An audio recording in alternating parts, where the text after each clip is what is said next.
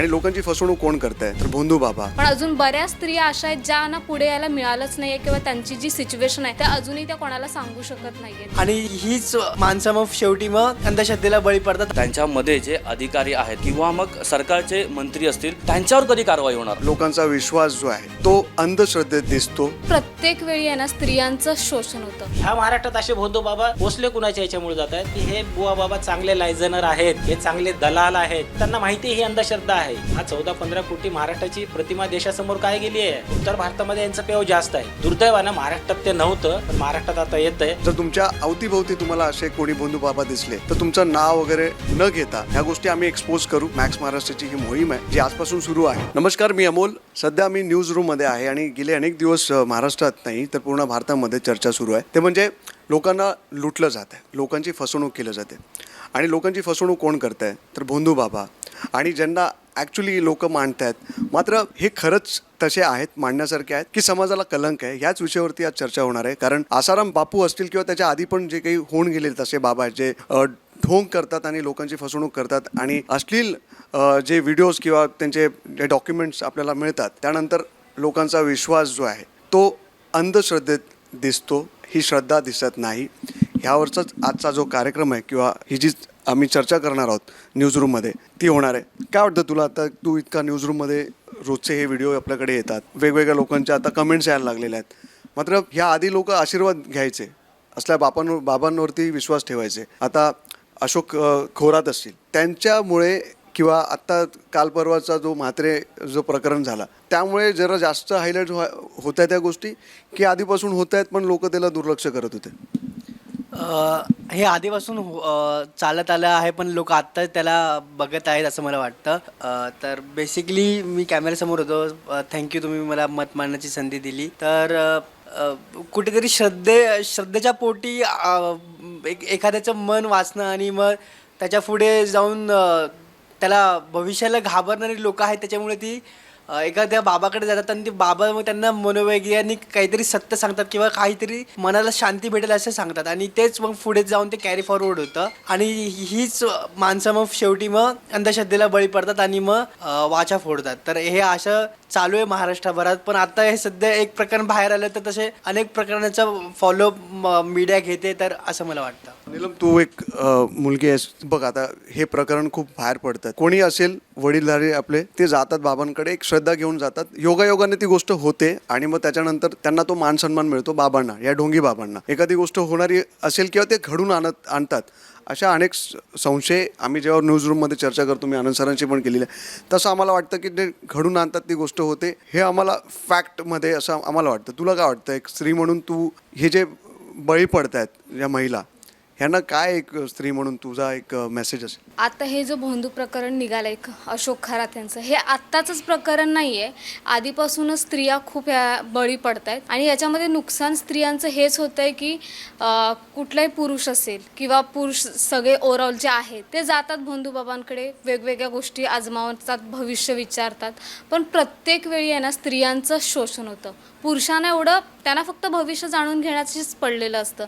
पण ह्याच्यामध्ये ज्या बळी जातात ना त्या महिला जातात, त्यांचं शोषण होतं आणि त्या अशा सिच्युएशनमध्ये असतात ना की त्या कोणाला काही बोलू शकत नाही. आता ही प्रकरणं बाहेर निघतात आणि ज्यांच्यासोबत ज्या स्त्रियांसोबत अन्याय झाला त्या आत्ता पुढे येत आहेत कुठेतरी.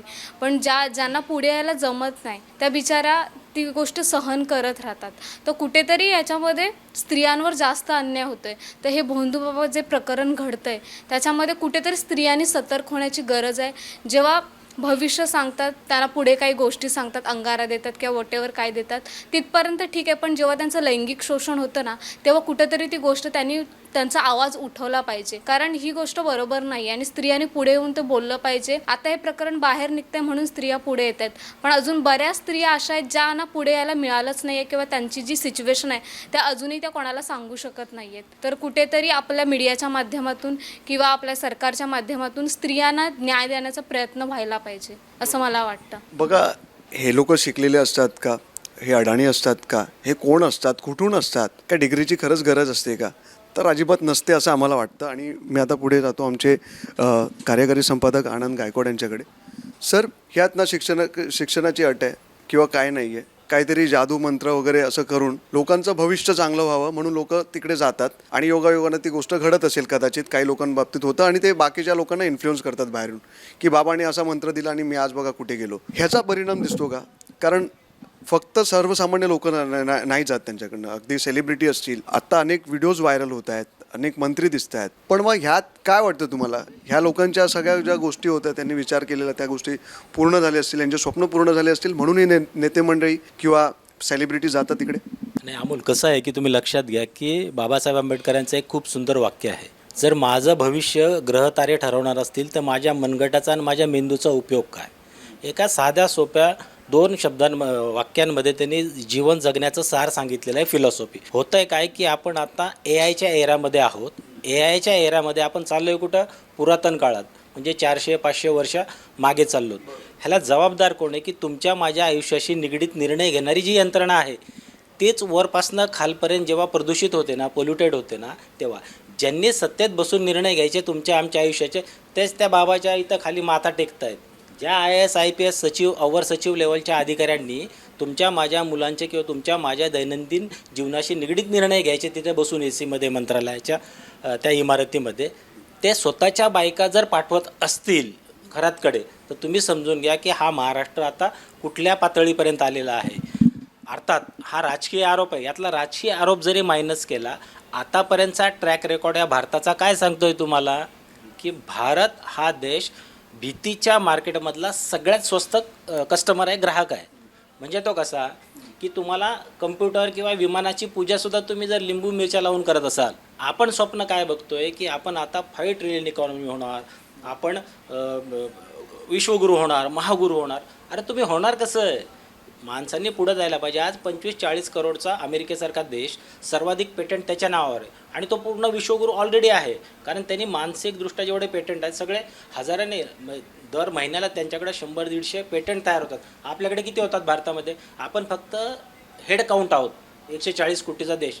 आपले पेटंट किती होत आहेत, काय होतात, काही नाही घेणं देणं. उलट मी तुम्हाला सांगेल की गेल्या 2014 पासून आतापर्यंत तुम्ही सगळे शासकीय कार्यक्रम बघा, पंतप्रधानापासून मुख्यमंत्र्यापर्यंत, हे याच्यामध्ये बुवाबाजी करणारी लोक तुम्हाला का दिसत आहेत? का तिथं तुम्हाला सायंटिस्ट दिसत नाही आहे? आपण मंदिरं उभं करतो पण देशाला मंदिर कधी करणार हे स्वप्न नाही आहे आपलं. नाव बदलून काय झालेलं आहे? कुठलं एक शहर दाखवा किंवा छोट्या राज्यांची निर्मिती झालेली दाखवा गेल्या 30 वर्षामध्ये. छत्तीसगड असेल, तुमचं झारखंड असेल, तेलंगणा असेल, ही राज्यांचा स्टेटस प्रोग्रेसचा ग्राफ बघा तुम्ही. नावं बदलणं, छोटी राज्य निर्माण करणं ह्याच्याने काही होणार नाही आहे. तुम्हाला दैनंदिन गरजा भागवण्यासाठी सर्वसामान्य माणसाच्या चेहऱ्यावर समाधान जेव्हा असेल ना, तर तो खरा देश सुखी समाधानी किंवा पुरोगामी म्हणता येईल. अरे ह्या महाराष्ट्रात असं घडतं. ह्या महाराष्ट्राने तुम्हाला या देशाला आरक्षणाची परंपरा दिलेली आहे, संत महात्म्य परंपरा हे सगळे महाराष्ट्राने देशाला दिलेलं आहे. कितीतरी चांगल्या योजना महाराष्ट्राने दिलेल्या आहे. ह्या महाराष्ट्रात असे भोंदू बाबा पोचले कुणाच्या ह्याच्यामुळे जात आहेत? ह्याला स्पष्ट दिसतंय राजकीय वरदस्ता आहे. प्रशासकीय अधिकारी हुशार आहेत, स्पर्धा परीक्षा देऊन इतकं मोठं हायली क्वालिफाईड असतात, तेव्हा ते त्या पूर्ण प्रक्रियेतून 1-1.5 वर्षाच्या प्रक्रियेतून निवडून जाऊन ते अधिकारी होतात. ते अधिकारी अंधश्रद्धा, त्यांना माहिती ही अंधश्रद्धा आहे, पण त्यांना त्या पदावर टिकायचं आहे, त्यांना प्रमोशन पाहिजे, क्रीम पोस्ट पाहिजे, म्हणून त्यांना माहिती आहे की हे बुवा बाबा चांगले लायझनर आहेत, हे चांगले दलाल आहेत, पाहिजे त्या मंत्र्याकडनं माझी बदली, मला पाहिजे ती पोस्ट मिळवून देऊ शकतात. हे इकोसिस्टम जी तयार झाली आहे ना, हे त्याचे बळी आहे. आणि तुम्ही बघा या पूर्ण हिच्यामध्ये तुम्हाला सर्वसामान्य हातावर पोट असलेली लोक दिसत नाही आहेत. इथं सुशिक्षित, फायनान्शियली लिटरेट क्लास दिसतोय तुम्हाला. कारण का की त्यांना पुढचे व्यवहार सांभाळायचे, त्यामुळे हे बुवा बाबांचं भावतं आहे. तुम्ही बघा की उत्तर म्हणजे जो काऊ बेल्ट आहे उत्तर भारतामध्ये यांचं पेव जास्त आहे. दुर्दैवानं महाराष्ट्रात ते नव्हतं, पण महाराष्ट्रात आता येतं आहे. कारण उत्तर प्रदेशमधून जर पंतप्रधान पदाचा मार्ग जात असेल त्याच्यानंतर दुसरं राज्य अख्ख्या देशामध्ये हे महाराष्ट्र आहे. महाराष्ट्र आणि उत्तर प्रदेशला तर ऑलरेडी याची लागण झालेली आहे बुवा बाबांची. दुर्दैवानं ती महाराष्ट्रातही होते. मला असं वाटतं की इथला यूथ, विशेषतः आता तरुण जे जेनझीज आहेत, त्यांची खरी ही जबाबदारी आहे की आता इथून पुढच्या काळामध्ये त्यांनी विज्ञानवादी व्हायचं आहे की ह्या अनिष्ट रूढी परंपरावरती चालायचं. मला वाटतं इथून पुढचा काल हा जो पॅरेंट्ससाठी किंवा आमच्या पिढीसाठी आणि तुमच्या पिढीसाठी हा खूप चॅलेंजिंग असेल. नुसतं हे भोंदूबुवा किंवा हे 4 पॉलिटिशियन अडकले एवढं नाही आहे या प्रकरणाचं महत्त्व. तुम्ही सांगा की महाराष्ट्रातला मराठी माणूस आज देशभरात आहे, तो कशाला त्याची मुलगी किंवा मुलगा महाराष्ट्रात देईल? जर इतकं वातावरण खराब झालेलं आहे, इथं जर कुणीच सुरक्षित नाही आहे, रोटीबेटी व्यवहार होणार नाहीत, गुंतवणूकदारसुद्धा कशाला येईल? तर हा नुसता खरात असेल किंवा ऋषिकेश वैद्य असेल तो वसईचा किंवा तो म्हात्रे असेल, ह्या 3-4 व्यक्तींपुरतं नाही आहे. हा 14-15 कोटी महाराष्ट्राची प्रतिमा देशासमोर काय गेली आहे? कोण येणार आहे तुमच्याकडं व्यवहार करायला? उद्या कोण इन्व्हेस्टमेंट येणार आहे तुमच्याकडं? त्यामुळे इतकं साधं सोपं नाही आहे हे जेवढं दिसतं. मला असं वाटतं की ज्यांच्याकडे ही जबाबदारी होती की महाराष्ट्राला अंधश्रद्धेच्या विळख्यातून बाहेर काढायची, कायदे करून उपयोग नाही. कायद्याचं अंमलबजावणी करणारी यंत्रणाच जर या सिस्टम म्हणजे अशा माल प्रॅक्टिसेसमध्ये अडकलेली असेल किंवा ह्याच्याशी संबंधित असेल, तर हा महाराष्ट्र आता पुरोगामी आहे का नाही, खऱ्या अर्थानं त्याचा विचार करण्याची वेळ आलेली आहे. कृष्णा, आपण आता इतके व्हिडिओज आपण अपलोड करतो, लोकांची प्रतिक्रिया येते, लोक आता तुला जागृत वाटतात, पण हे व्हिडिओ आल्यानंतर हे काय पहिला दुसरा व्हिडिओ नाही आहे. हे कितीतरी वर्षांपासून ही परंपरा लादली गेली आहे. कुणाला ते नको आहे, कारण लोक सुशिक्षित आहेत, काही लोकांना कळतं, आणि जर आपण यांना काही सांगायला गेलो त्यांना रागसुद्धा येत असेल. तर बिंग अ मीडिया पर्सन जेव्हा आपण एखादी गोष्ट लोकांना प्रेझेंट करतो त्यात निगेटिव्ह कमेंट्ससुद्धा येतात. तुम्ही आमच्या बाबांना असं कसं बोलू शकता, त्याकडे तुझं बघण्याचा दृष्टिकोन. दुसरी गोष्ट की हे प्रकरण हे पहिलं दुसरं नाही आहे, जसं मी सांगितलं, असे आणखीन असतील तर ते बाहेर कसे सरकार काढू शकते किंवा लोकांनी कसं जागृत राहावं? काय वाटतं तुला? एक मेसेज म्हणून काय देऊ शकतोस किंवा तुझा अनुभव तू कसा शेअर करू शकतो? ॲक्च्युली जे भोंदूबाबाचं प्रकरण बाहेर आलं, त्याच्यामागे त्याचा जो ऑफिस बॉय होता ते खरं कारण होतं. तो ज्यानंतर बाहेर आल्यानंतर मग त्या एका पत्रकाराने भेट घेऊन मग ते सगळं प्रकरण बाहेर काढलं. आणि यामध्ये जर पाहायला गेलं तर मी अधिवेशन त्यावेळेस कव्हर करत होतो, आणि अधिवेशनात गेला 2 आठवडे तर फक्त अशोक खरात जे आहेत तो त्यांचाच मुद्दा चालला होता.